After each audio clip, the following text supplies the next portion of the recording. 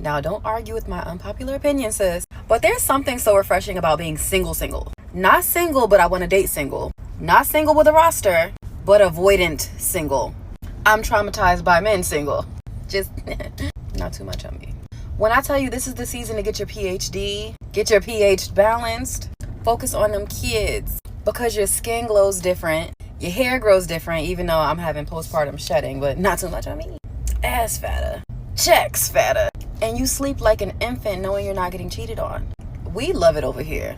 But I also realize that this level of freedom attracts more men.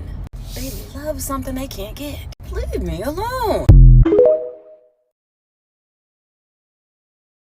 Hot take, but once you actually make your own money, you realize that the only reason that you craved a man was because you were in survival mode and you wanted somebody to help you buy your food or buy your life or do activities that you couldn't do yourself. And then once you actually have money, you could pay people to do those same things, and you realize the only thing that a man causes is stress and dirt and beard trimmings in the sink. And I need somebody to tell me, like, if you actually are a woman with a brain and emotional intelligence and you crave deep connection, but you also were successful and have your own money, like, how did you find your man and where? Because I've looked everywhere and I don't even know what I'm looking for anymore. I think I'm looking for a third cat.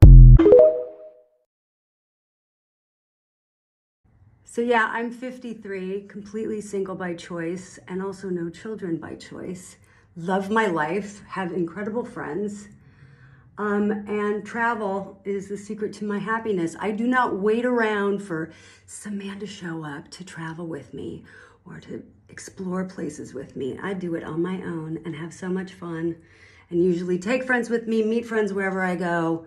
It's the secret to my personal happiness. So if you're out there whining and complaining that you can't find a guy and your life is not worth living, then you better knock it off and rethink the way you're living your life, because you got one shot, babies. So have fun and enjoy it while you can, single or not.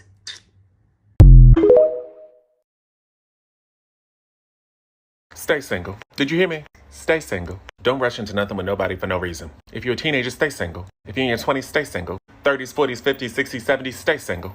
Always have your own. Always be able to survive on your own. Don't ever try to depend on anybody for anything. I don't care what they say. People lie. A lot of times people use that to use it against you. Sometimes people do things for you to control you. If you're marrying for money, make sure this is a great business deal. If you're marrying for fame, make sure this is a great business deal. If you're marrying for love, make sure they actually love you, because people, what? They lie. Which is why you should, what? Always put yourself first no matter what. Not even just ahead of your romantic relationships, ahead of your friendship. Because most of these people will not be there in the long run. 5 years, they're gone. 5 minutes, they're gone. Everybody's changing these days. You can't trust nobody for nothing. Prioritize yourself. Always choose yourself.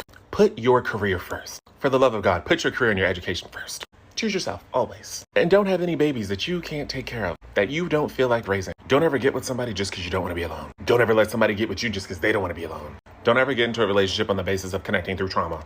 Bonding through trauma is not it. It's not cute. It's not the way. That does not mean that is the love of your life. That is somebody else that is just as messed up as you are, and you both need therapy. Separately. Not marriage counseling. Pour into yourself first. It's okay to connect over horrific experiences, but that should not be the basis for everything, because you should be coming first. As in prioritizing your health over that connection. Because you've got to live with it every day. And you don't want to live with it poor. You don't want to live with it while in poverty. You don't want to live with it with absolutely no money, happiness, love, or value for yourself. Do not sacrifice yourself for anybody for any reason. Always, always, always, always, always have your own. And don't ever give anybody your last. They will not give it back to you. I do not care what they have to say. If you were going through a divorce and you're supposed to get alimony, make sure you get that in writing. Do not trust that they will give it to you. They lie. A lot of times they lie. So pray for your uprising. Yeah. Pray for your uprising. Talk to whoever you got to talk to. Just make sure you're putting yourself first. Always put yourself first. These women believe that they have reached heaven on earth, that they have accomplished the mission of utopia, and that for the first time in history, they're not dating men for financial stability and material things, and that they're finally just dating us for our character. And that has led to all of them being single.